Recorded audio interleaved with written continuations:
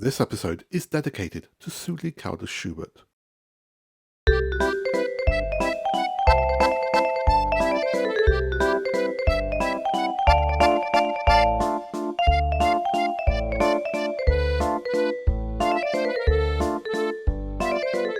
Hello and welcome to another episode of Insightfully Speaking, a podcast by Kardec Group.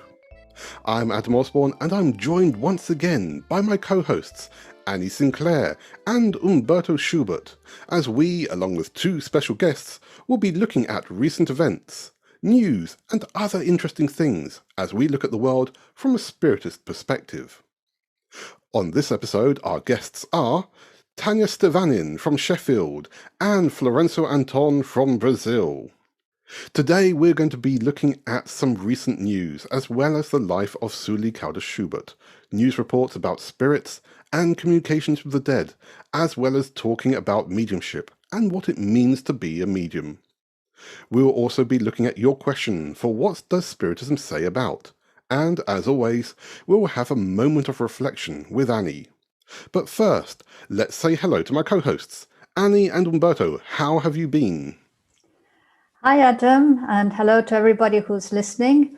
All the better for the sun has come out and the weather has improved. And it makes me think about the impact of the sunshine on my moods. They're much improved. We have the COVID coming and going. We thought we were getting rid of it. It's coming back again. But hey ho, whatever, we just take a day at a time. And today I am grateful for the sunshine. Hello, everyone. Well, here in Brazil, the fall is particularly cold, which is not very common. And the situation with the pandemic is improving very slowly, but it is. And meanwhile, unfortunately, COVID hit the first blow to my own family, since my grandmother, about whom we are going to speak today, just passed a couple of weeks ago. Yep, and obviously we'll be talking about your grandmother in a moment. And yes, Annie, you're absolutely right. The pandemic is unfortunately still here and the cases are creeping up again here in the UK. But, vaccinations are also being spread out around the world, and the United States have just this past couple of days pledged to give over 100 million vaccines to all the different countries around the world. So hopefully this pandemic can start to slow down soon. So let's bring on our special guests. Tania Stevanin is a microbiologist and psychologist working for the NHS as part of a multidisciplinary team offering treatment for substance misuse. She's also a co-founder of the Sheffield Spiritist group. And we have with us Florencio Anton, who is a nurse, university lecturer and author from Salvador, Bahia. He's one of the founders of Grupo Espirita Scheilla and is also a painting medium. Hello, Tania. Hello, Florencio. How have you been and how has the pandemic affected you? Hello, everybody. It's great to join you here today. The pandemic has not affected me personally that much in terms of life, professional life, because we remained open and doing the service that we do, offering the service that we offer as normal. I think personally, as everybody else, we've been affected by the pandemic. I have at the moment, one of my cousins is in hospital fighting for his life. And I think this is one thing that we can say about the pandemic, that it's united everybody around the world, made us realize how close a family we actually are. And I hope that the politicians get that message as well and move on with the distribution of the vaccines. Hello, dear friends. It's a great joy to be here with you, building Spiritist knowledge. I must say that even though I'm in Brazil and we're going through winter, here in the city of Salvador, the thermometers read 32 degrees. The sun shines splendidly outside, And it speaks to me of hope. Hope that should not grow cold in our hearts, especially on days when we face the injunctions of death, of loss, and grief due to COVID. Yeah, so thank you for being with us. And yes, again, I think it's difficult to find anyone who has not been affected one way or another because of this pandemic. We know many people who have unfortunately left the physical plane due to this. And, again, we have to just make sure that we keep ourselves healthy and safe so that others can also continue as well. So let's look at some recent things that have been going on. Is there life on other planets? Well, according to the American government, the answer is maybe. Just recently, the Pentagon, the US Department for Defense, released a report based on one of the sightings of UFOs, or UAPs as they are now known, unidentified aerial phenomena. Citing some widely distributed footage taken by US Navy pilots in 2020, the Pentagon said that they have not found any earthly origin for this fast-moving objects that they've seen in the video. But when asked if they were extraterrestrial, the answer was, we don't know. Of course, there is still speculation that these may actually be from China or Russia, so who knows? Can we reverse climate change? Well, the United Nations have actually just launched their Decade on Ecosystem Restoration program, stating that an area the size of China needs to be rewilded with new plants and trees within the next few years in order to prevent the loss of biodiversity and the potential collapse of the ecosystem. The British government has appealed to the 100 richest families in the UK to pledge £1 billion to tackle the climate crisis.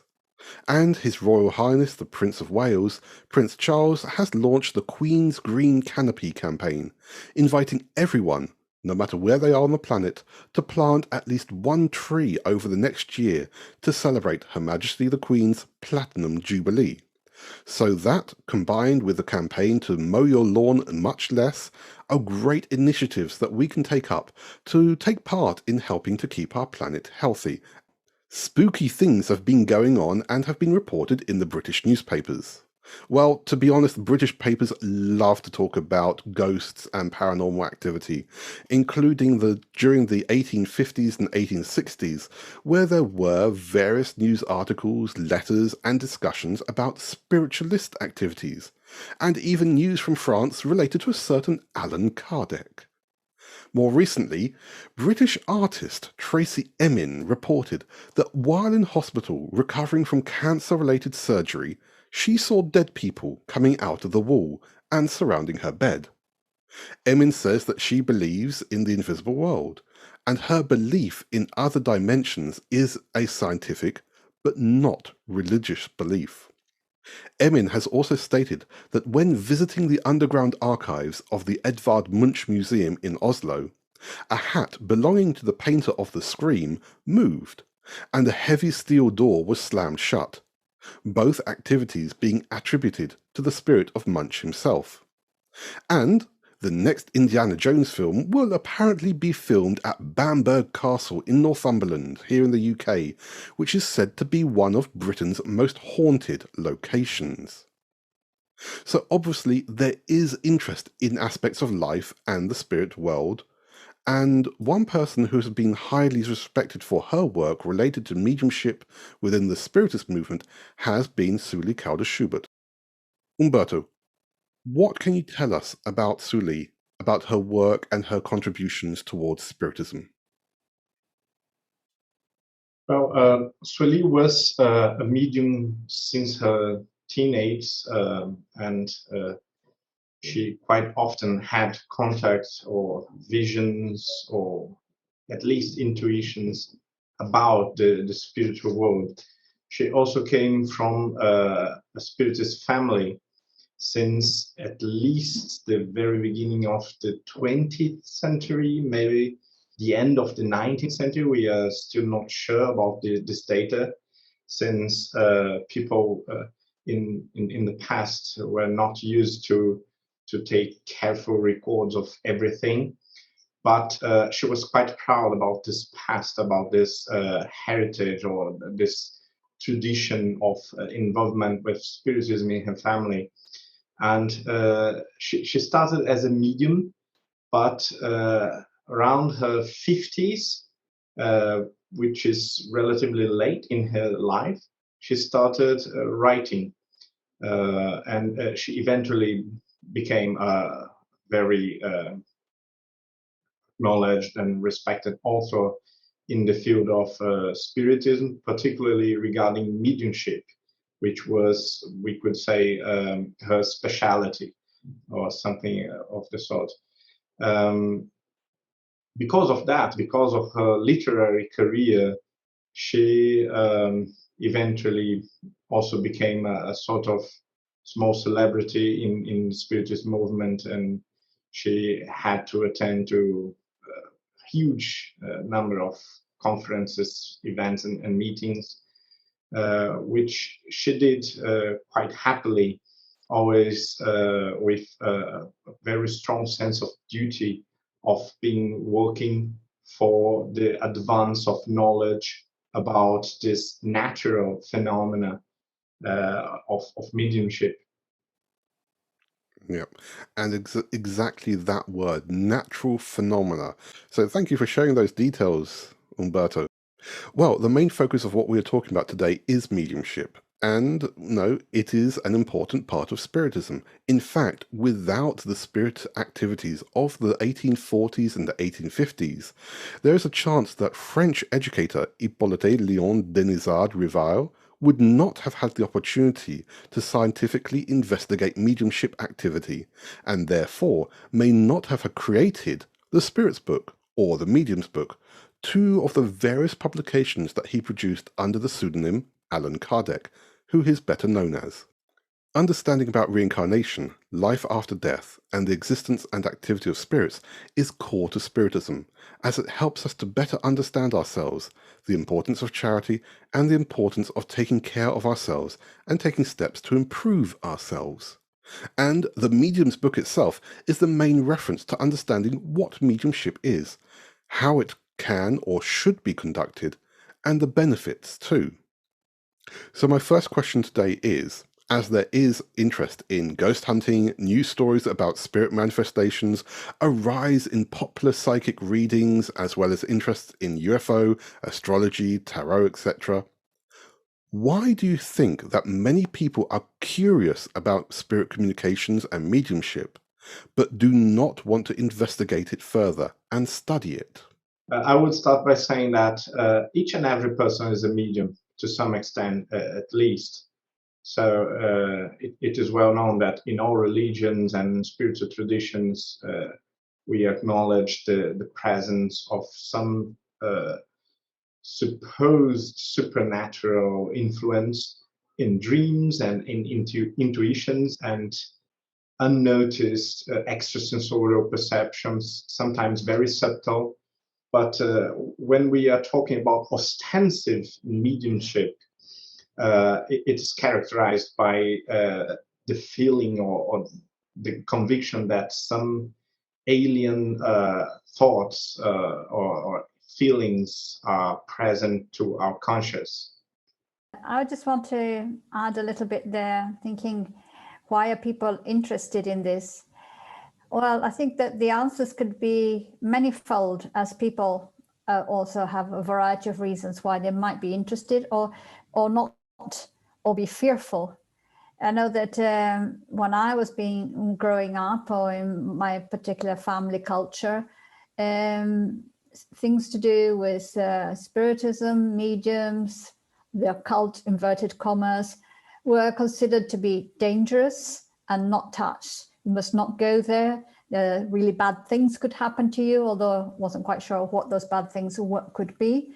But yeah, so there was a lot of prohibition on a level of a personal experience within the immediate cultural group. So only after becoming an adult and then becoming more confident to start to investigate things, then I could move forward. So I think that some people might bring with them some fear or some idea of prohibitions that might have had origin in their family, in their churches, or in their society. So that might be impacting, why people don't want to study it, amongst many other reasons why, but that, I'm just putting one out there for the moment. Historically, mediumship has always been used as a means of manipulation and control by the controlling, ruling classes, especially the religious classes. And that is being substituted by the scientific community.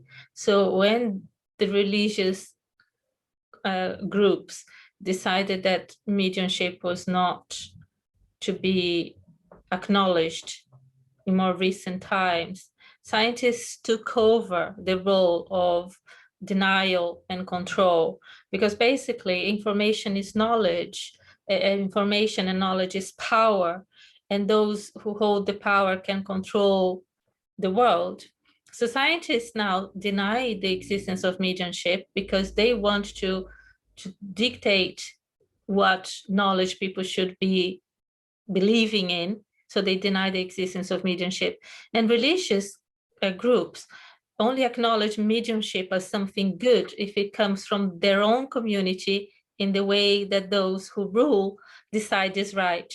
So the rest of the population are left with stigma. If I say I'm a medium out loud in the Western world, I will be classed as mentally disturbed by the medic professions, or possessed by the devil by many of the religious classes. So there isn't, Spiritism is the only kind of science and philosophical spiritual philosophy that acknowledges mediumship as something natural, not to be feared, but to be treated with respect and care. When I think of mediumship, I automatically connect to the question of spirituality. And in this case, I perceive spirituality as one of the human dimensions.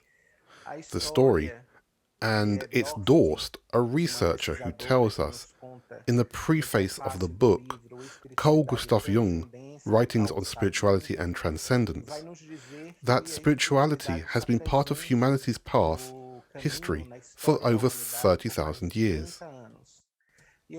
I particularly understand from that perspective that spirituality becomes a social anthropological constant.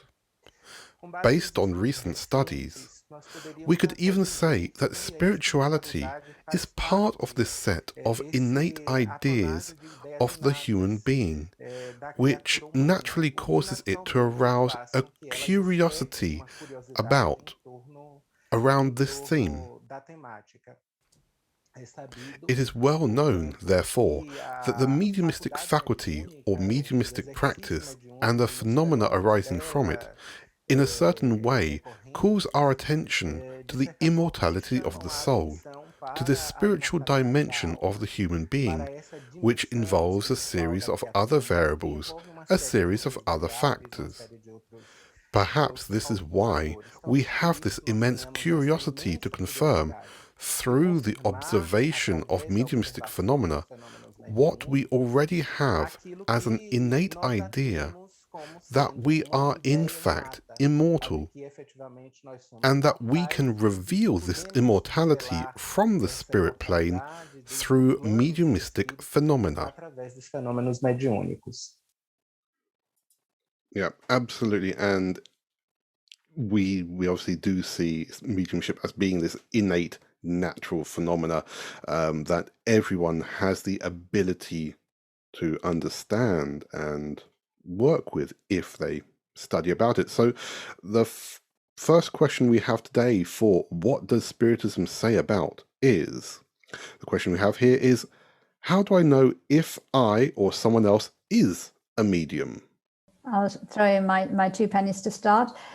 And following up on what Humberto said and Florencio as well, mediumship is a natural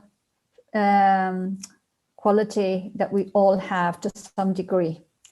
Some people have it more pronounced, but in the Medium's book, it will even say mediumship can be as varied as human beings are varied.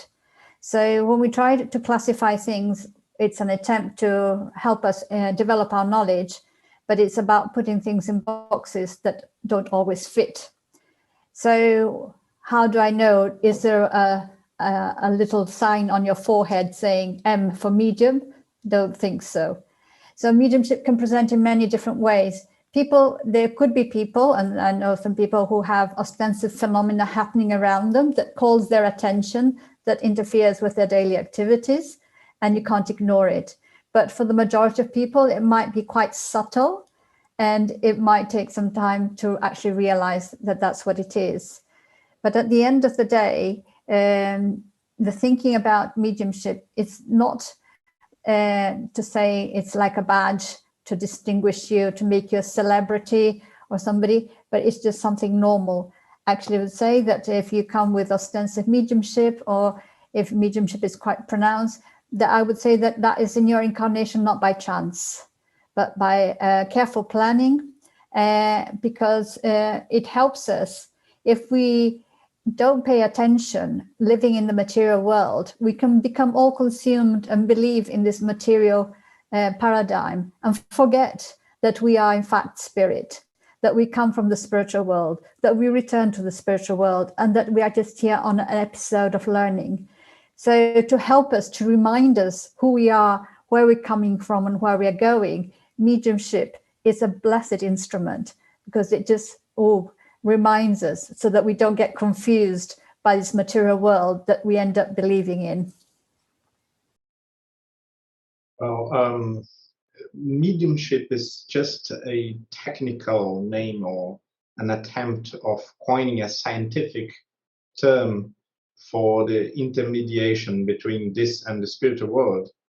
And mediums were identified in every culture and called prophets, seers, shamans, or oracles, witches, and so on. But there are nothing but the ones who can feel and sense the spiritual reality a bit clearer than the ordinary ones. I think I would ask another question, and the question here is, does it matter? Does it matter if we can identify someone as a medium or not? At the end of the day, does it matter if what we are experiencing comes from a spirit outside myself, or my imagination? The question we need to ask is, what am I doing with it? Am I doing something good? Is it being positive in my life? Is it bringing something positive to other people's lives?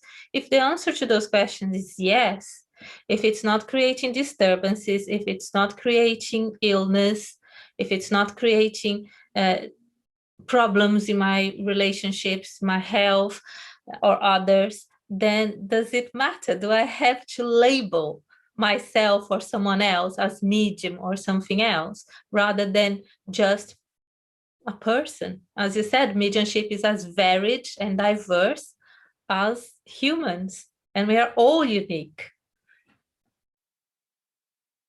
I found the considerations of the three panelists very interesting. Naturally, as a medium, I can't help but bring a little bit of my history to those three perspectives. I am what Allan Kardec calls a natural medium. Since the start of my childhood, the spirits manifested themselves. And obviously, it's necessary for us to recall some situations which involve mediums, especially mediums who are beginners. The first of these concerns personal questions. What is happening to me? Is everyone else seeing what I see, hearing what I hear? The other question is the social cultural question. Normally, the mediumistic faculty or mediumship manifestations are seen as phenomena, purely situated in the field of fantasy and in the field of imagination. When we consider the possibility of good faith and balanced mental health of the individual who tells us about this kind of phenomena, or sometimes when the phenomena are more pronounced and generate some emotional discomfort, we call them crazy, and we hand them over, in a certain way, to materialistic psychiatry and psychology. And I remember that when I was small and these manifestations were happening, the answers that I would get came from a biased religious perspective. So we have the third perspective about mediumship. Why is that? Because it was considered for many years that mediums were in fact those responsible for revealing the occult, the dark side of humanity, as it were, and were accessed by magical extraterrestrial beings, and who had as their greatest scope, the greatest goal, to do evil towards people. They would be the devils, as it were, beings from hell. And I, as a child, obviously immersed in these processes, asked myself, especially when a spirit who approached me when I had behaved in a wrong way and said, Jesus wouldn't do that if he were you. So I asked myself, how could the devil, how could a being that represents evil speak of Jesus, who is all goodness? So this situation has only been re-signified in my existential trajectory after my contact with the Spiritist teachings. I understand all religions, and I respect, obviously, all religions and their philosophical processes.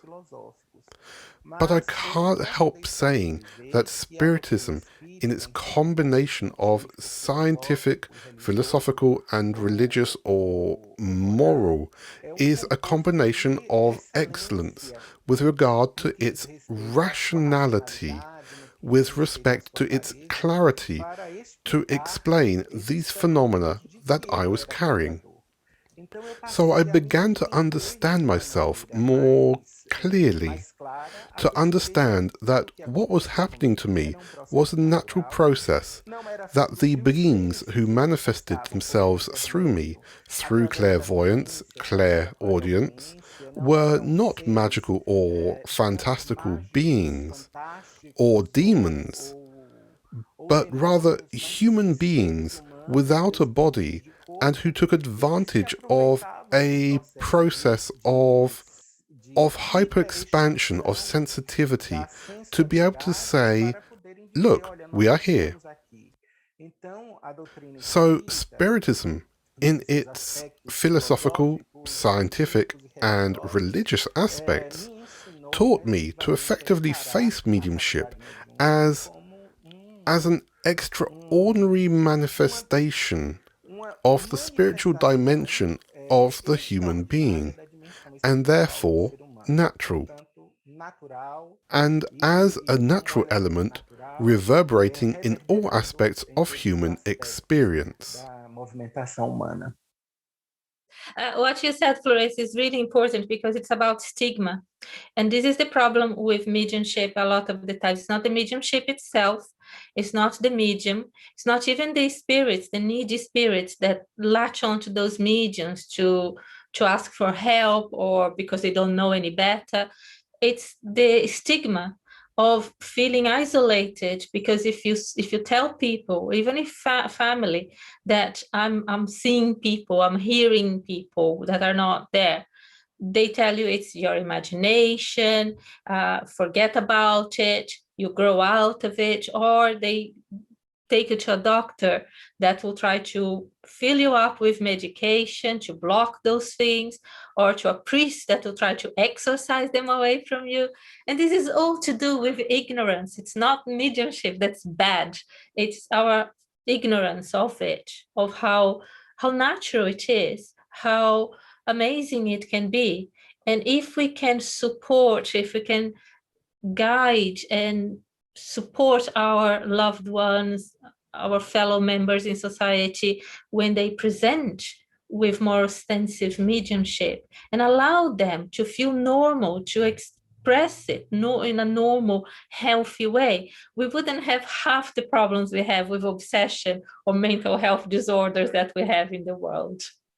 Now, Tania, I was going to actually ask you, because you work with mental health, how can someone tell if they are actually hearing voices and are a medium, or if they have some kind of mental imbalance such as schizophrenia? It is not easy. It is very difficult. I've come across people most of the times when people are mediums. I ask questions like, what do they say? What is it that you hear? Do you know the people who the voices belong to? And is there positive voices that support you, that love you? Because usually if they say yes to that, if they tell me something more specific about the voices, then it is quite likely that these people are mediums as well. They might have mental health issues, because that's what brings them to me. They have often, they use abuse substances, they have a history of abuse as well. But when it is purely mental health related, the experience is very disconnected. There isn't a story to it. So they might hear just noise, white noise, or they might think that the television is talking to them. There's paranoia involved in that as well. But even then, without really in-depth study that would take quite a long time, it is not always, often it's not possible to tell the difference. So as far as I'm concerned, if someone comes to me and they have trouble, they are troubled, I don't care whether it is a spirit or their imagination, because for them, their experience is real. And I treat it with due respect. Whether I believe or not, it's not their problem. What they come to me for is to be reassured that they haven't done anything wrong to be punished and tortured the way they are being by their mental health, by what's happening to them. So if for them it's real, as far as I'm concerned, it's real, and I just deal with it in that way. It is also relevant to inform people that psychotic voices make very, very short sentences. They do not build coherent discourse, never. So people usually attribute any sort of alien communication to psychosis or to schizophrenia. Well, actually, it is impossible to hear an entire page of psychotic voices in an ill state of mind. And we have automatic writers and mediums who give us entire books without a single language mistake, completely coherent. And it is absolutely impossible to attribute it to a psychotic voice. Yeah. Now, Florencio, you were talking about different kinds of the different kinds of mediumship and the effects, and one aspect of spirit activity at the time of Kardec was indeed physical effects mediumship. And later on, there was also a focus on materialization. At present, Spiritist groups focus on psychography, which is the automatic writing, and psychophony, spoken mediumship. So why has Spiritism reduced working with materialization and physical effects mediumship? Wow, that's a big problem. If you guys allow me, I will criticize our Spiritist movement a lot. Please go on.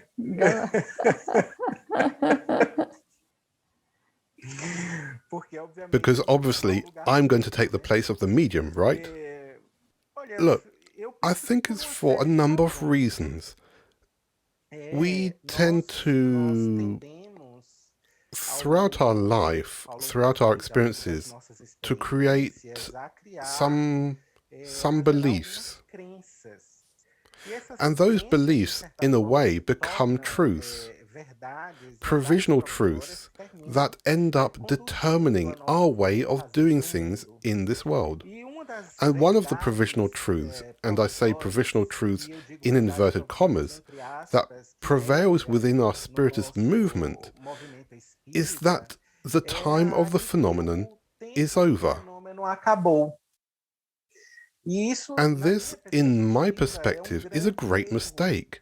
It's a fallacious belief, which we need to constantly revisit from a critical reflective process. Because if the mediumistic faculty is a phenomenon, if it is part of the human structure,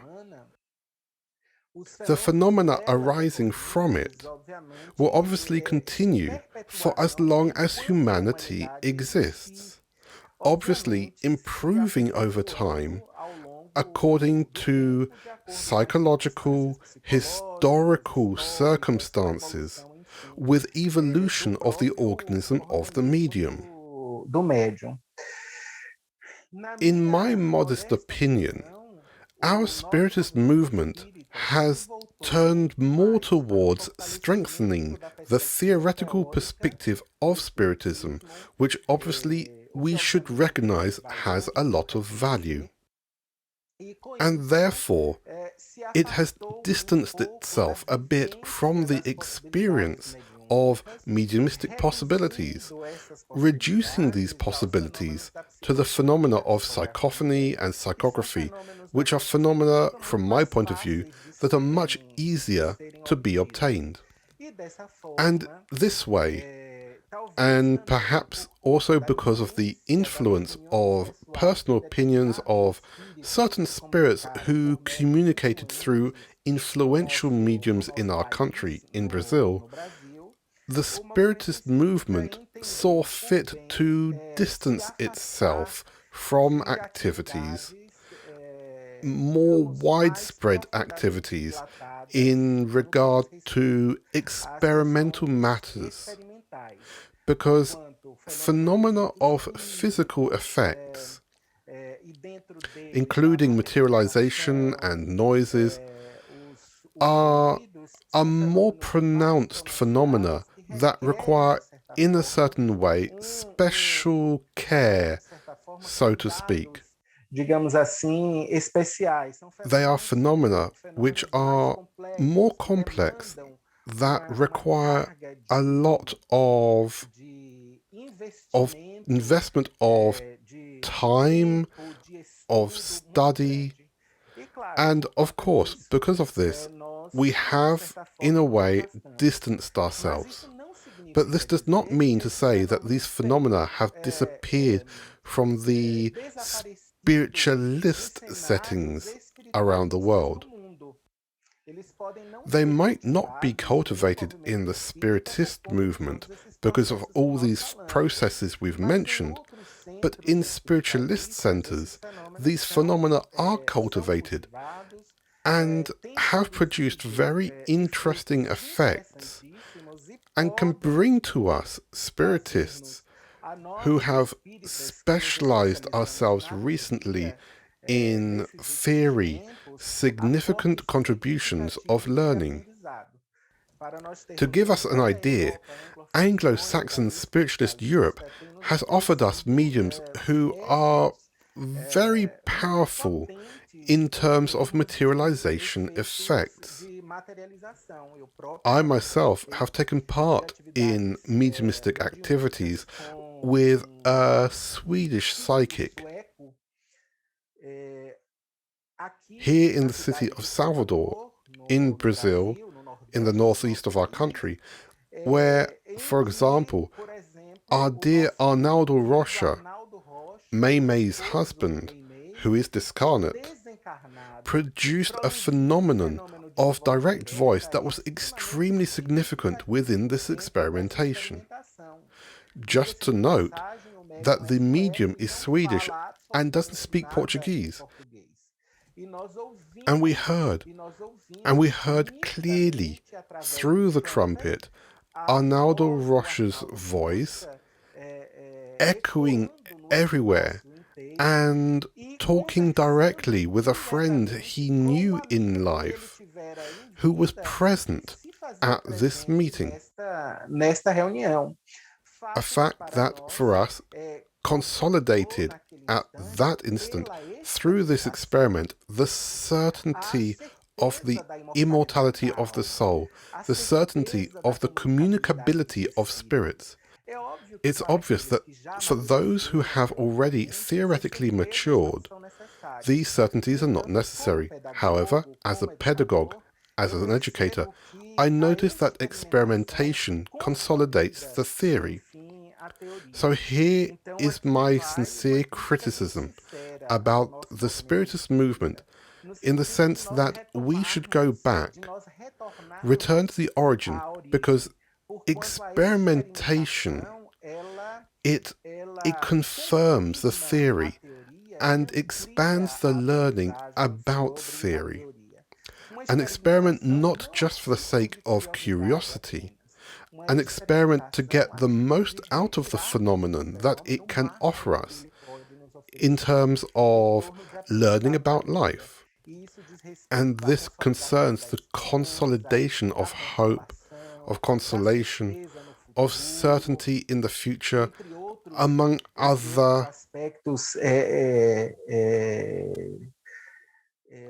wonderful aspects in the sense of learning, which we can obtain from these phenomena. I don't have much experience of the Spiritist movement in Brazil, because of course most of my life as a Spiritist has been in Europe and within the Spiritist movement rather than the Spiritualist movement. But I think one of the factors is people can't be everything to everyone all the time. And I think in Europe, in this group that I'm familiar with, for example, we never had, because those mediums able to produce physical manifestations, materializations, movement, sounds that other people can hear, they are quite rare. They're not as common as more or less anybody can sit down and do a psychography. But it's really a rare type of mediumship, and reliable mediums that can produce something more regularly. It is really not that common. It became less common. So groups specialized in the type of works that we're familiar with and maybe neglected as Florencio was saying, the study of certain types of mediumship. But that goes for more or less every type of mediumship. There isn't much study. There isn't much, even within the more developed in the sense of Spiritist groups with more resources, better resources, Spiritist groups. There isn't like groups dedicated to scientifically, properly study mediumship in all its aspects. But one thing that I would say that I would feel very uncomfortable with myself is if in a group that I was part of, if a medium presented with the potential of physical manifestations, I would feel very uncomfortable if that medium was ostracized or pushed aside in benefit of other types of mediumship. I think everybody needs to be encouraged and nurtured to be able to develop their full potential. So maybe this is something that the Spiritist movement globally needs to look at. Are there a sector of the people we attract that are being neglected? And if that is the case, then we need to be honest about it and do something about it. Yeah, you know, when Florencio was speaking, and now you, Tania, as well, I was coming so much to my mind. I was thinking about William Crookes and how he had to overcome all the resistance of his colleagues and how he was pushed aside by all kinds of people because he decided to investigate the materialization phenomena. And he used the tools that were available to him in those days. So trying to measure heart rate, temperature, weight, this, that. They're very quite, if we compare to the sophistication of tools nowadays, they were quite primitive tools, but those were the tools available. And he used them to try to give some scientific perspective of what's actually going on here.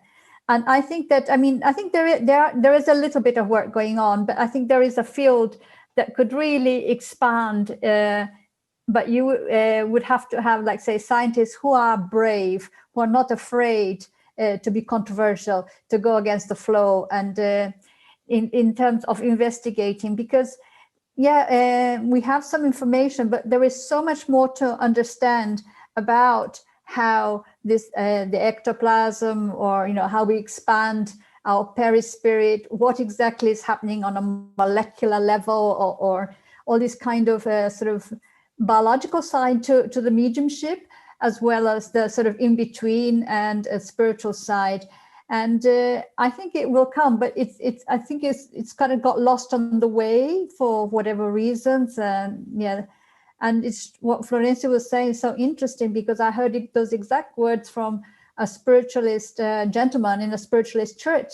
And he was saying, in Brazil, I think you guys have developed a lot of theory. You've got a very strong and coherent body of knowledge in books and things, but you've lost sometimes the day-to-day sort of experience of mediumship. It sometimes is a bit sort of controlled. It was his opinion, but it's funny now that Florencio said kind of the same thing. And it's not about we are right or they're wrong, or no, it's, I think, about making bridges and what can we teach each other. We've all got a piece of the jigsaw. If we come together with our pieces of the jigsaw, we can get the bigger picture. And I think it's, yeah, I think I would really be interested to, and sometimes I'm looking for more sort of scientific papers and things like that, you know, really explore it in a non-biased way, a true scientific approach where you say, let me see what's happening, rather than to say, I'm coming out to prove you wrong or something like that. So if mediums who can produce materializations and so on, as we know, they are more rare, and also there's lots of implications for their own health and well-being. It needs to be practiced in a safe way. But I think that if conditions were right, things would naturally flow. I think that if we create the space, things tend to appear because we don't work alone. We're working in partnership with the spiritual world.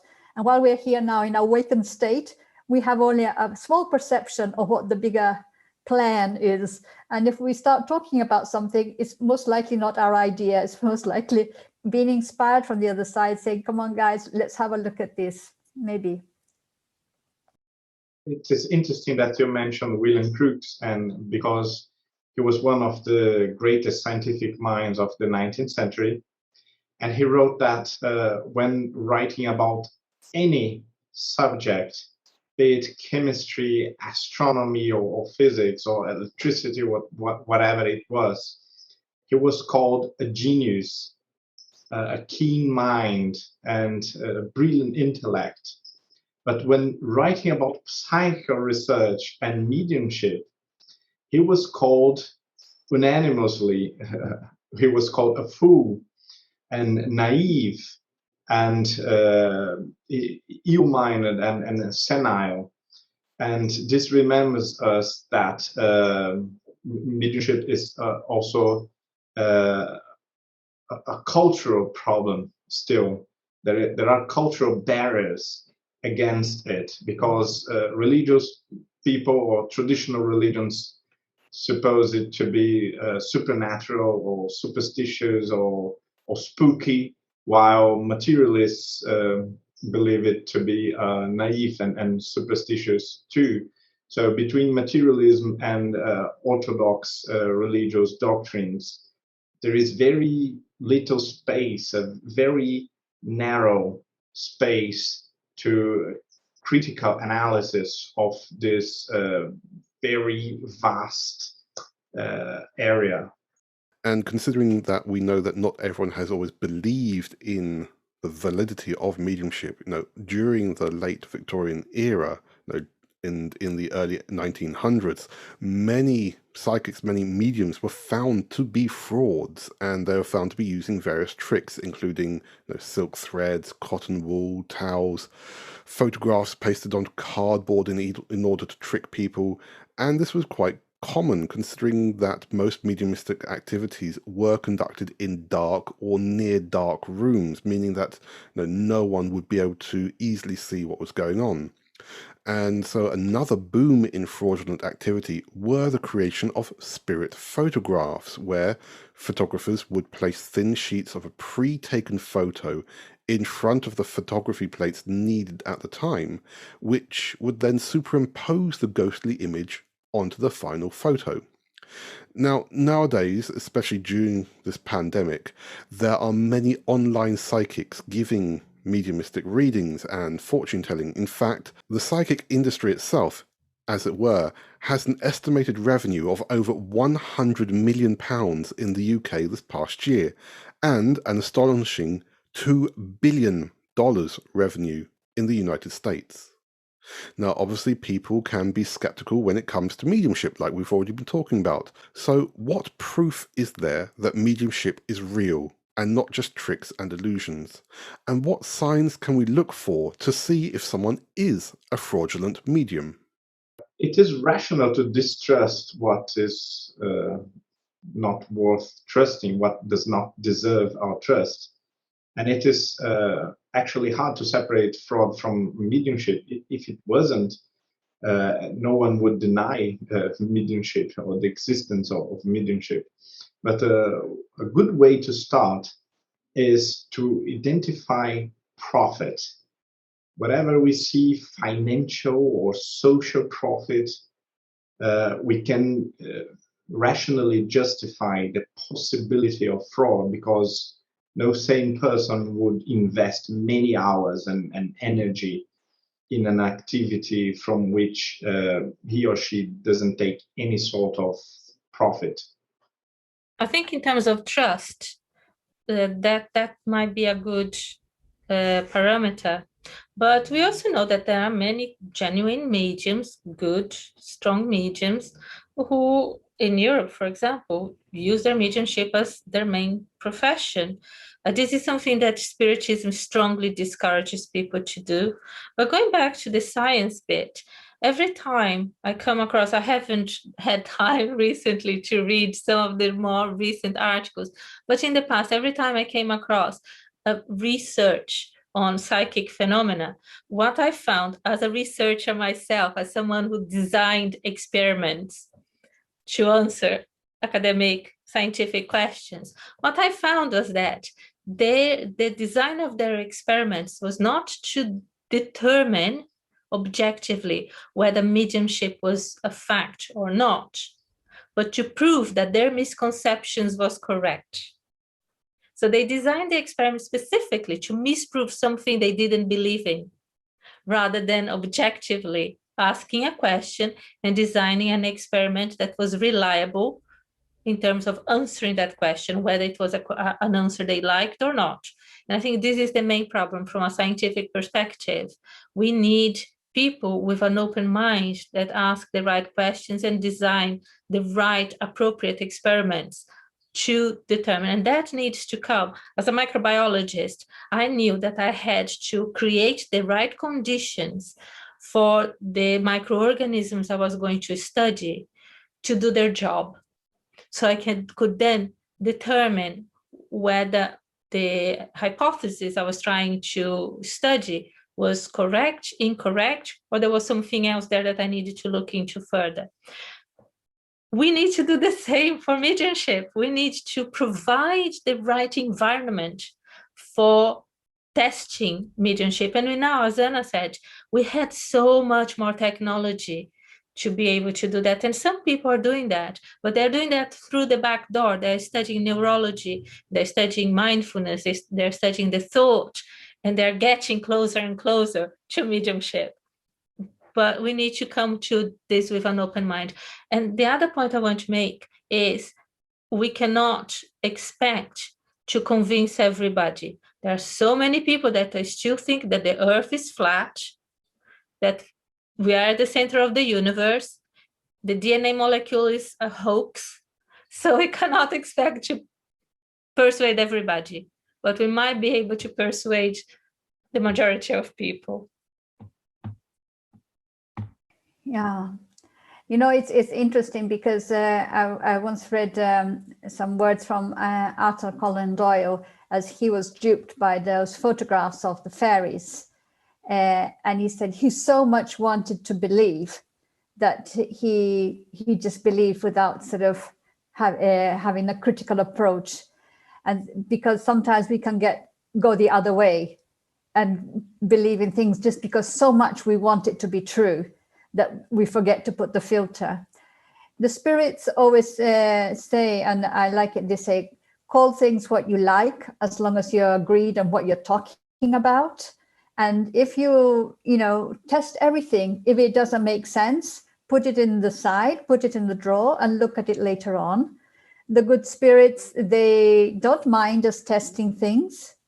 The ones who get upset and offended, well, they're showing a very big sort of ego personality going on there. And then that would make, say, a sign of a not very evolved or noble spirit.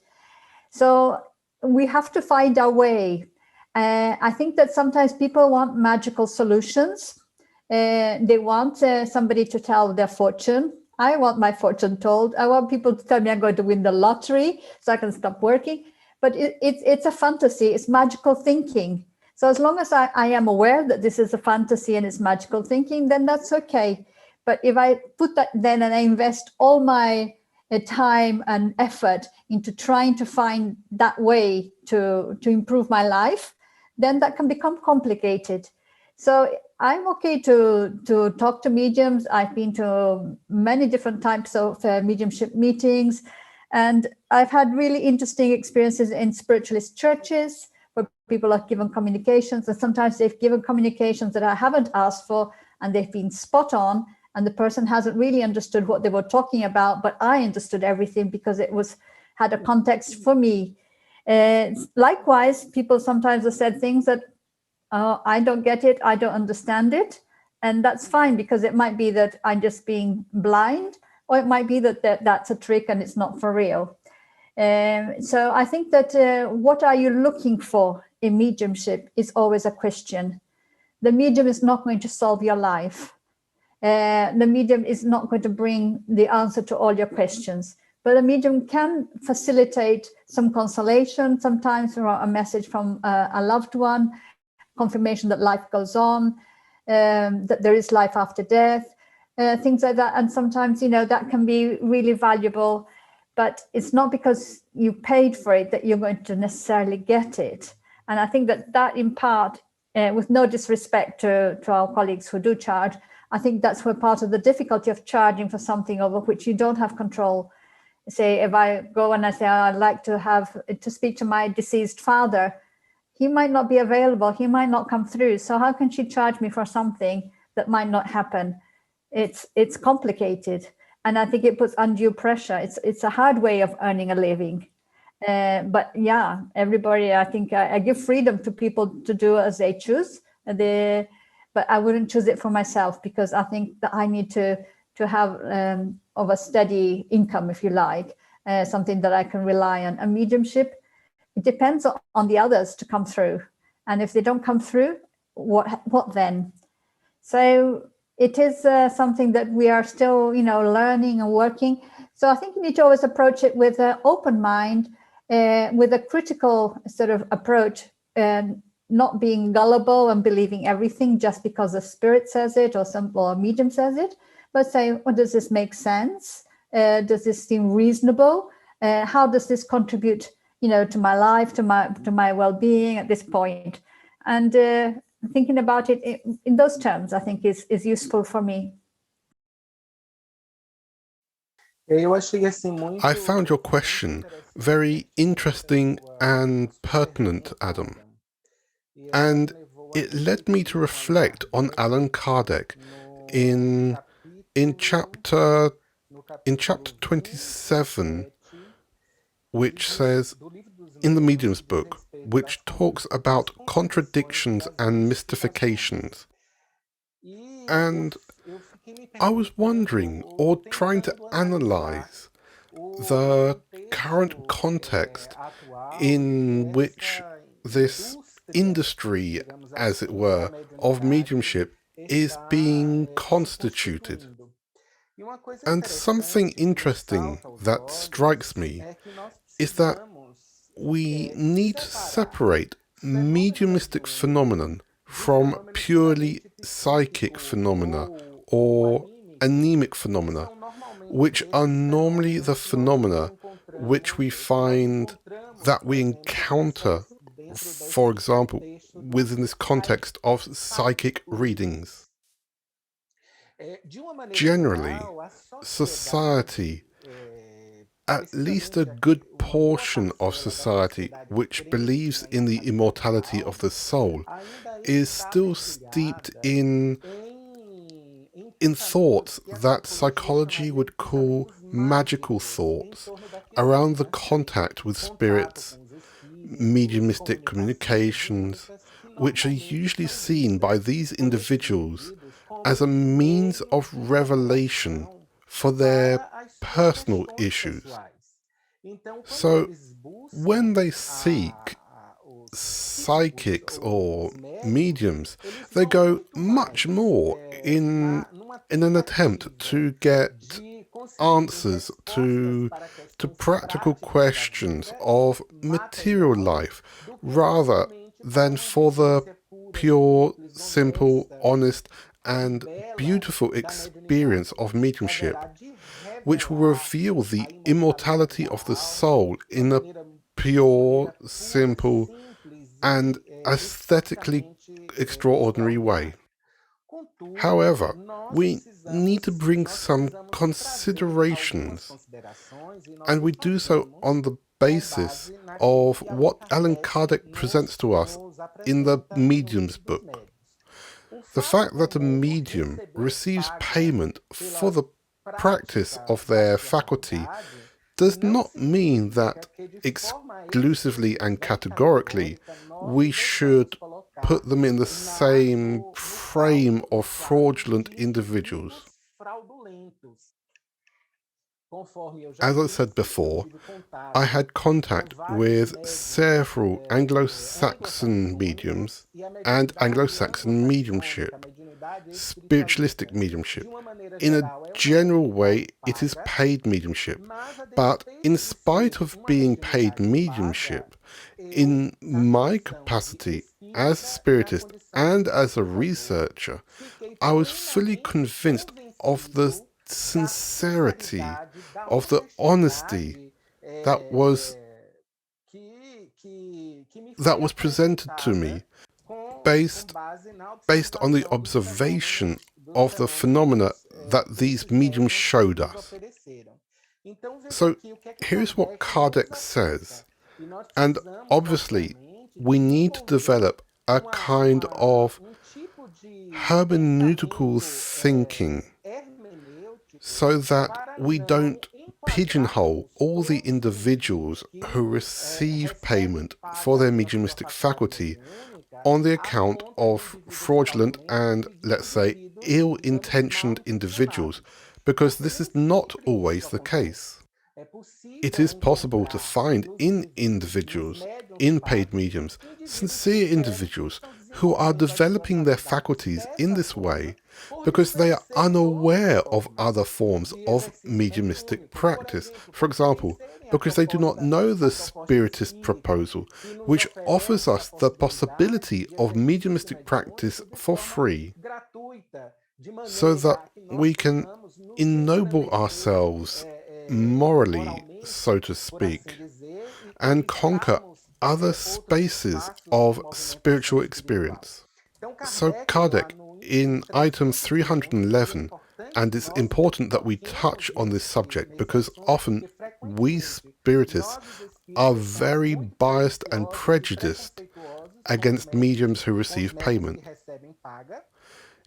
In chapter 28, item 311, Kardec says, the degree of trust or distrust which we give to rewarded mediums. I find this expression so delicate on Kardec's part, rewarded mediums, depends, before anything else, on the esteem of their character and their morality, and also on the circumstances. Look at what we need to observe. We need to observe character and morality, and we need to look at circumstances. Obviously, this consideration I'm sharing is not a consideration by way of justification for paid mediumship, but only a consideration so that we Spiritists broaden our vision a bit more and extend our kindness, compassion and mercy to those who use their mediumistic faculty to obtain financial benefits. Kardec goes on, mediums who have a serious and eminently useful purpose, but who are prevented from using their time in another activity, are for this reason exempt from other obligations and cannot be confused with speculating mediums who have premeditatively made mediumship a business. Therefore, according to the motive and the purpose, spirits may condemn, absolve, or even favour them. They judge the intent more than the material fact. So this is only so that we can expand our discussion a little further and not get into the realm of prejudice, of judgment, that I think, as a Spiritist and religious person, are extremely detrimental to the progress of our human relations. I was reminded of that film, Ghost. Well, maybe some of the young people haven't seen it, but in the film, which was a Hollywood movie, Whoopi Goldberg, she plays a medium, a fortune-telling medium, and who makes up some of her readings and things like that, until the person, the hero of the story, realizes that actually he can make himself present to her and that she can see him, and that actually she is a medium. And then she gets scared and she's running away from him. But I think that there is an element also of this, that sometimes, the considerations that Florencio was doing about intention, about morality. So I think about us here on earth. I mean, our intentions might be good one day and not so good the next day. We might be fluctuating. We know what's good, but still our primitivity still comes forth, and we do selfish things and motivated for other reasons. So I think that there is this element of fluctuation as well. And like I say, I do agree with Florencio. We don't want to go down the pathway of judgment, but putting it onto ourselves to say, okay, can I accept this or not? Does this make sense to me? And not to try and to move away from looking for solutions coming from the outside, from others, from the spiritual world or through mediums or psychics, but saying that actually the answers that I need for my life can come from within, through the inspiration of the good spirits to us, for we are never alone. So I think it just a slight, as we move along as a humanity progressing, is just discovering that the kingdom of God is within, and that the answers that we need for our lives are within. Of course, the good spirits and the mediums, they might be able to give us a good word, give us some guidance, but nobody needs to depend on others for that we can find that. Yeah. And obviously in the Mediums book, which we were talking about, it does have a strong focus on understanding what mediumship is and how we can use it for positive things, for our betterment. Now, Florencio, I wanted to come to you now because many people know of your work as a painting medium, producing very wonderful pieces of art through mediumship, and I've been fortunate enough to have been to a few of the sessions where you've produced paintings by Monet, Manet, Picasso, Van Gogh, etc., and even filmed a couple of these events. And looking at the footage, it's clear to see that your eyes are closed and sometimes the lights are not very bright, but there are fine details there which would be impossible to complete without you being physically close up to the canvas and with your eyes open. So I'm completely convinced of your mediumship being 100% legitimate. But have you had anyone questioning your mediumship? That's a funny question, Adam. Yes, several times, even by Spiritists. Because naturally, giving an opinion is part of being human. However, giving an opinion from a safe investigative process is an extremely difficult task. Only a safe, honest investigative process, extremely connected with theory, can tell us if something is or is not. That is, and obviously, produced from that, quality of life and social improvements is one of the great goals of science. And Spiritist science, in this sense, favors the deconstruction of this materialistic, extremely mathematical, calculator-based way through which we see the world. Of course, I've had some quite interesting experiences related to this, but much more within the issue of opinion than within investigative matters. Because the latter, they were significantly confirming of the hypothesis of mediumship. The last one I took part in happened in 2016, was carried out by Professor Dr. Jose Vivas from the Federal University of Bahia, who is the supervisor of a psychologist called Jessica Placido, who is studying brain networks and mediumship. And at the time, what they noticed in that experiment was that my brain, during the process of creating paintings and during the process of psychography, was that the prefrontal and frontal cortex were producing delta waves in a massive way, and in a way that they overpowered the other electrical brainwave. And we know that delta waves, except for psychopathological conditions, are indicative of a state of sleep.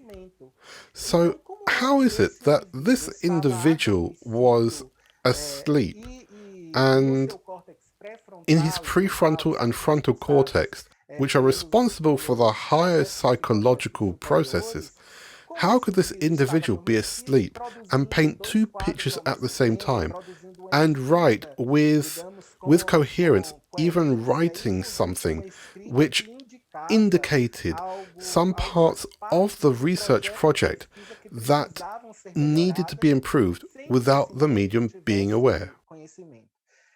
So the experiments in that sense, in the sense of pure science, hard science, with the scientific methodologies that we have in so-called hard science, the results are extremely favorable, at least favorable to the question of the paranormal. Now, in the case of opinionated matters, I had a very funny experience which I asked permission to tell you about. During one of our presentations of mediumistic painting in a city in Europe, I won't say the name, when we finished the work, a gentleman stood up, even before I could speak, and asked permission to speak about our work. Obviously, I gave permission, and he started to talk about his background. He was a psychiatrist, and his resume was relatively interesting. And then he said, look, assuming the possibility of your good faith, because I want to believe in your good faith, all that there is here, in fact, comes from a process of autosuggestion, of vomiting from the unconscious mind. You autosuggest, you understand yourself as being an intermediary of the spirits, but in the end it is you by yourself who has a great artistic ability and who's painting these pictures that your brain has unconsciously stored up regarding these great painters. I was deeply shocked because that man had not made any investigation into my life, about my personal life, about my skills and competences, for example, regarding drawing and painting. He couldn't assess my moral integrity in the face of that work, and so the opinion he gave, while it should receive my respect, was misleading. It was an opinion that didn't conform with the truth. So obviously I had to offer him a reflective space. So I asked, "Sir, do you not believe in anything?" He said, "No, I don't believe in anything at all." Then I came back to him and said, "But I believe in one thing." He said, "Really? What do you believe in?" And I said, "I believe that you're going to die." And then the man got really scared from that perspective. In other words, I don't believe in witches, but that they exist, they exist. Because surely he must have been thinking, I wonder what this guy is saying about my life. And he blushed in a way that I sympathized with him, and I was even afraid that he might have a heart attack in front of me. So I said the following, "You're going to die, but so am I." Then I saw that he relaxed in the chair, because good misfortune is shared misfortune, right? And so when he relaxed, I said, "Look, you're going to die, I'm going to die too, all of us here will die one day. And when you die, and you realize you're an immortal spirit, you will remember that young man who came from Brazil to provide you with a space for reflection about your own immortality. Because this is one of the great purposes of mediumship, to remind the human being that they are essentially immortal, that they are spiritual, living a material experience in a transitory way in order to learn many things." So I deal very well with this question of skepticism. I'm fully convinced that I am a medium. Obviously, here and there we must have already slipped into some kind of anemic or psychological process, some fraud, in some way unconsciously. But the construction of this whole process that I have lived and live through with the spirits gives me full certainty that I am a medium, that the spirits communicate through me. And my goal is not to convince anyone, no matter who they are, of my personal truth. On the contrary, my aim with mediumship is to use this instrument to improve myself every day, and that other people may receive from this contact or from this phenomenon that the spirits provoke through me in the way that their conscience determines. Yeah. And thank you for all those details, but there's one other question I wanted to ask is, are you ever frightened that your mediumship could end? No, I'm not afraid of suffering, shall we say, a loss of the mediumistic faculty, because I don't depend on it. If the spirits thus understand it as a benefit for me to suspend my mediumship, I will obviously make every effort to be able to understand the circumstances that led the spirits to suspend my mediumship faculty and take from this effort all possible learnings. As a matter of fact, I recently had a suspension of my mediumship, specifically of painting mediumship, and it was something very curious which generated in me a process of significant learning. Last year, in April, I discovered, in fact, I was diabetic at an extremely frightening level. And following treatment, I realized that the spirit painters were no longer approaching me. I was very intrigued with that process. I would close my eyes, go to the place that we set aside for mediumistic painting work, normally from 12:30 to 2 o'clock, so that they can develop their tasks, and the spirits during that time didn't approach. I'd arrive and leave like a door, that is, like an inanimate object, without any emotional impressions, so to speak, on the part of the spirits. This phenomenon only resumed again now, in March, and it was a great joy for me. Firstly, the confirmation that I am a painter medium, because I was trying to paint to make contact during that interval. I was trying to get in touch with the spirits, and absolutely nothing came out. So for me in particular, it was very good in that sense. The fact that I discovered that I am a painting medium. And secondly, what I perceived on the part of the spirits, Allan Kardec develops in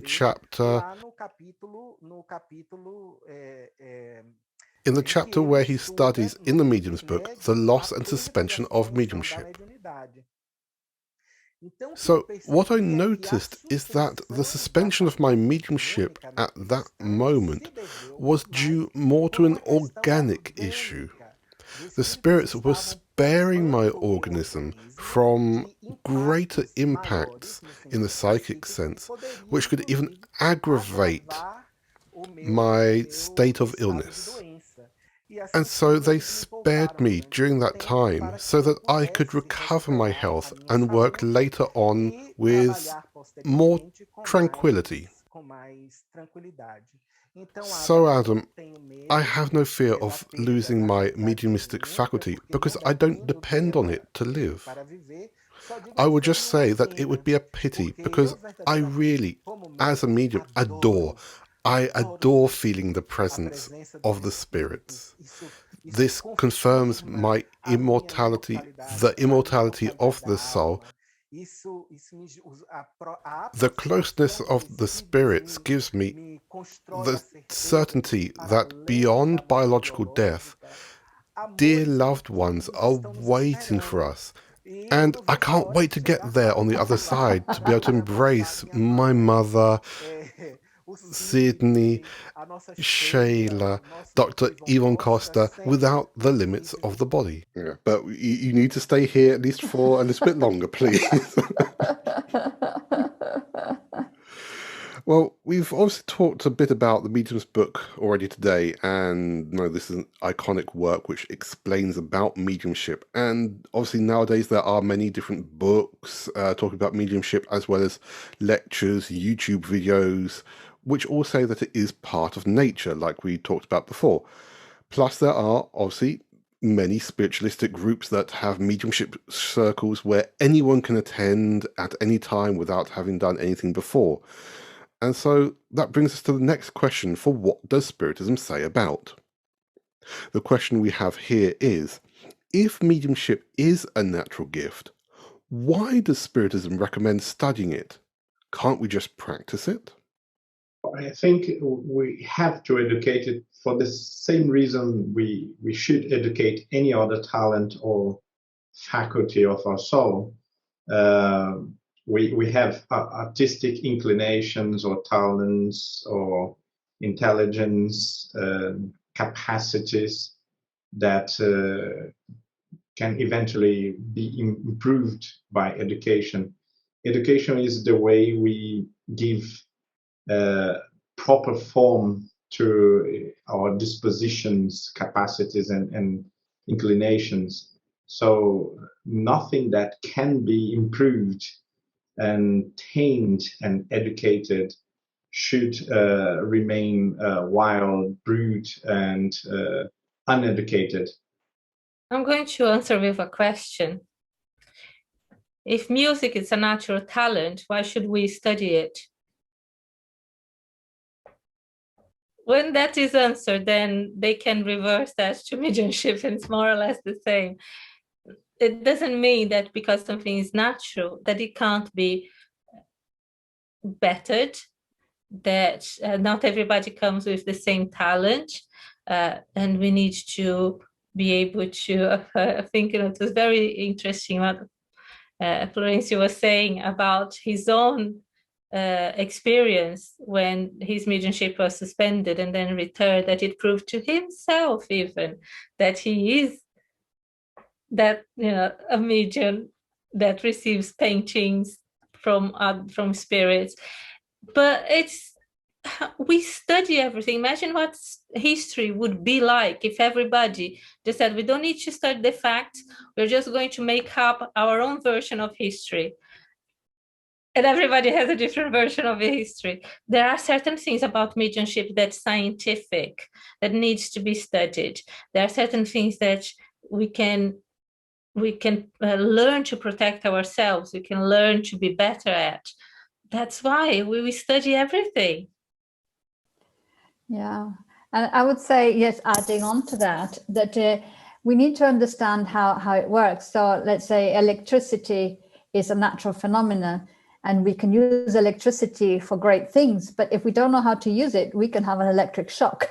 So making a parallel, it's natural, but we need to understand the laws that govern it so that we can practice it in a safe way, in a productive way. We can understand what's going on.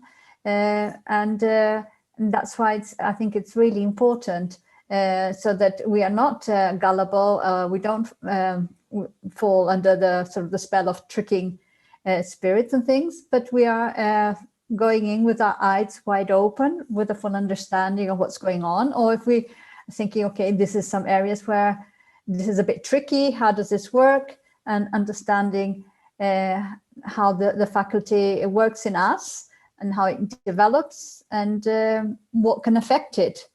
What different elements in the environment in our own lives can have an impact on its presentation. So definitely, I think it's not about getting a diploma, studying mediumship, and now you get a diploma, now you're a medium, off you go. It's not like that.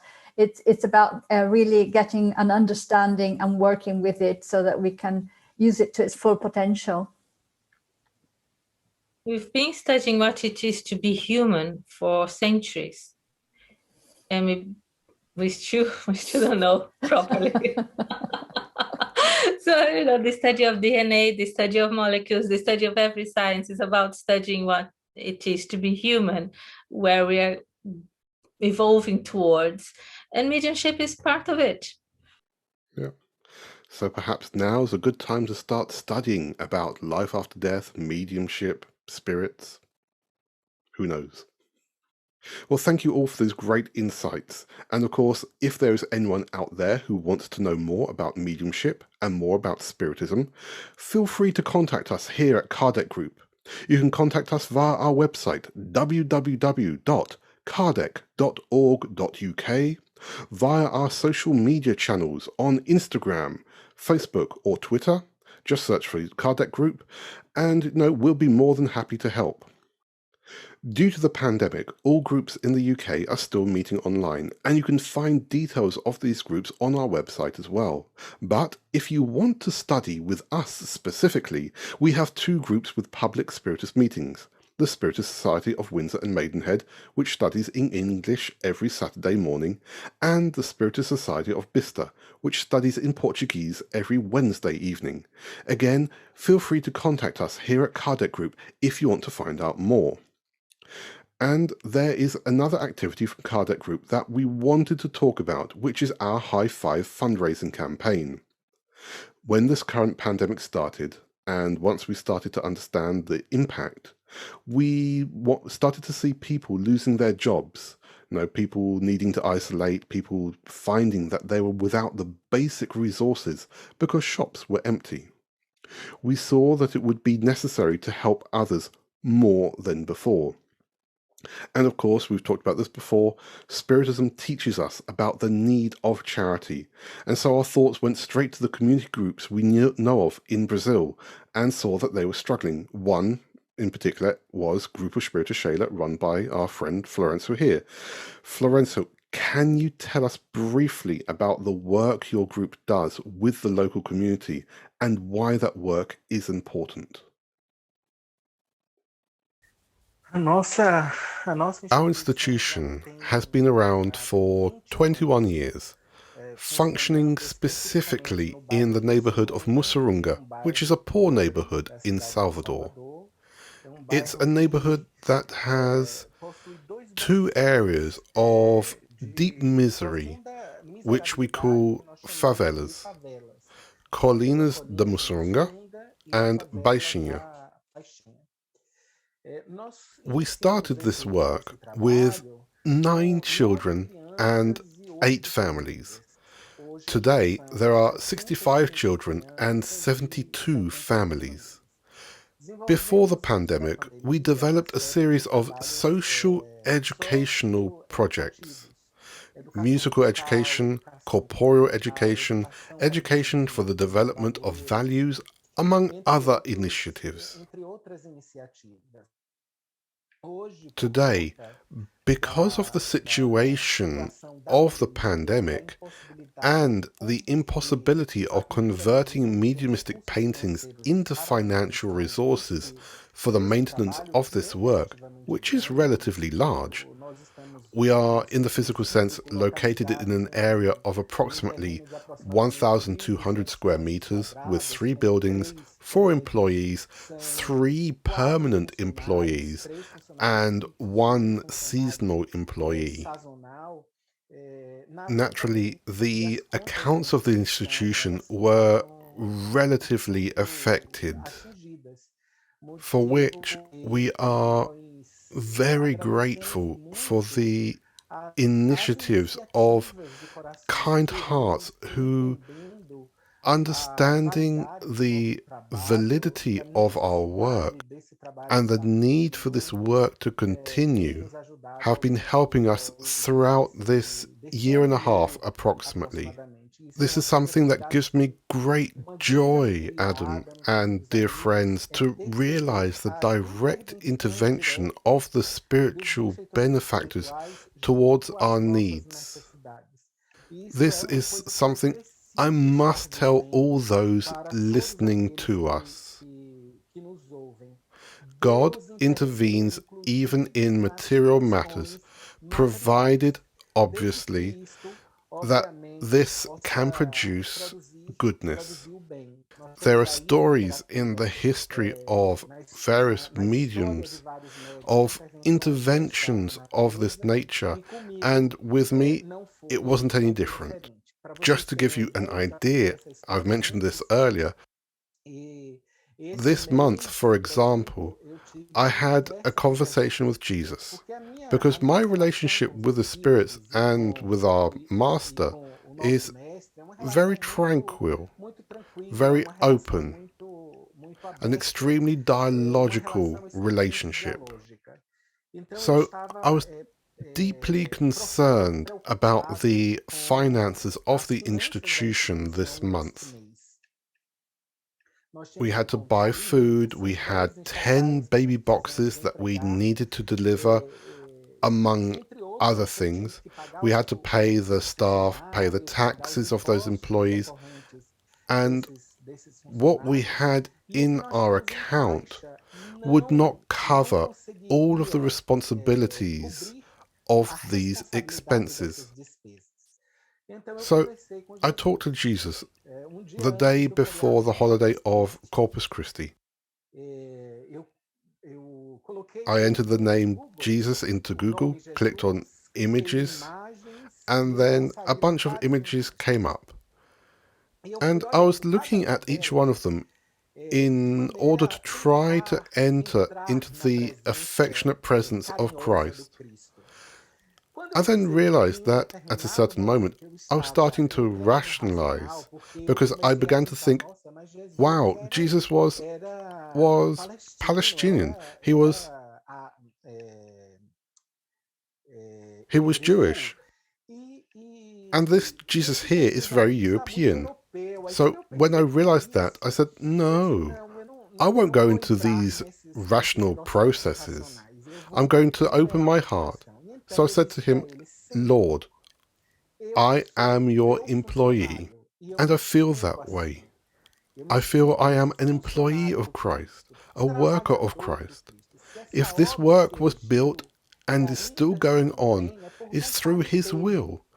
I fully believe in this. And so I said to him, the work is here, we are suffering, and I can't, on my own, afford to keep it going. You see our need, and I need your help. And so I then put on some music, a Gregorian chant that I like a lot. It's a very beautiful song which speaks poetically of Christ. I put that music on and was swept away in terms of emotion to a place, let's say, subjective, that was very good. And I came back from that experience with deep peace within my heart and the certainty that he would not fail me. And the most curious thing was that 2 days later, we received a donation from yourselves there from High Five, which, together with the financial resources that we had in our account, we managed to cover our responsibilities. So we are carrying on with our work thanks to the sincere support of these dear friends who have donated to us, which is why I would like to thank all of you for this demonstration of trust in our work.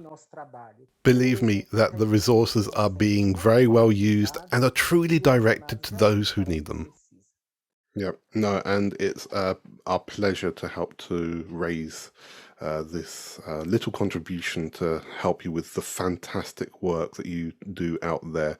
And so for anyone who wants to know more about this, you can find an interview that we had with Florencio, as well as with Daniel Rossi, who runs a similar group, Instituto Multirão in Curitiba, Brazil. You can find that on the Kardec Group YouTube channel, and we strongly recommend that you watch that to learn more about both of these institutes, which the High Five campaign helps. And so if anyone listening or watching is able to help with donations, no matter how little or how much, you can find more details about this continuous fundraising campaign on our website, which is www.kardec.org.uk/high5, and that's spelled out HIGHFIVE. And you can find the details and link for that in the description and on screen if you're watching on screen. Florencio, before we end, can you please tell us about the book that you've recently published? Actually, I have two books. This is the second one. It's the result of my master's dissertation. In this dissertation, I analysed the life narratives of a philosopher and professor from Oxford University called C.S. Lewis, in terms of the attempt to open up a space for reflection on the importance of spirituality in the humanistic education of teachers.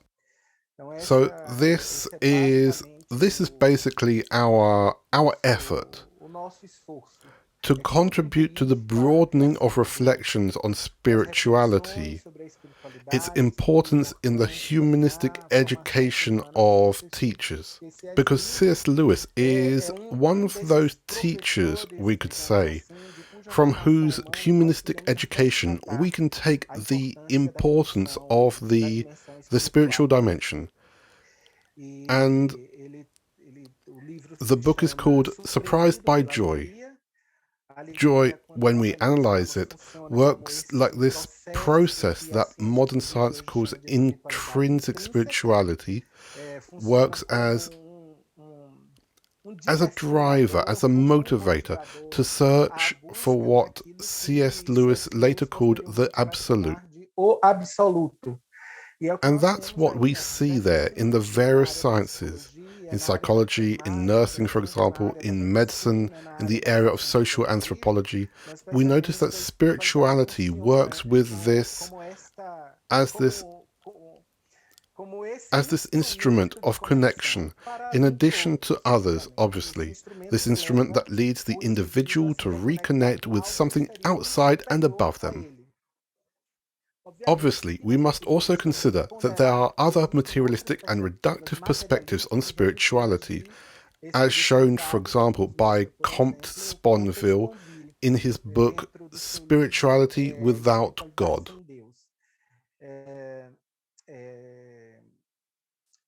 And that's it. That's our work. That's our effort. And as a researcher, I am linked to the research group on innovative syllabus and practices of the Adventist University of Sao Paulo.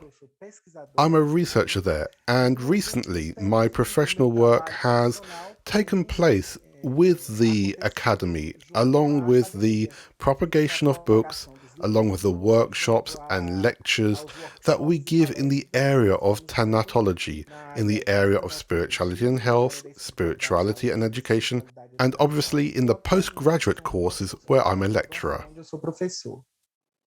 Great. Thank you for that. Annie, what do you have for us today for our moment of reflection? Thank you, Adam.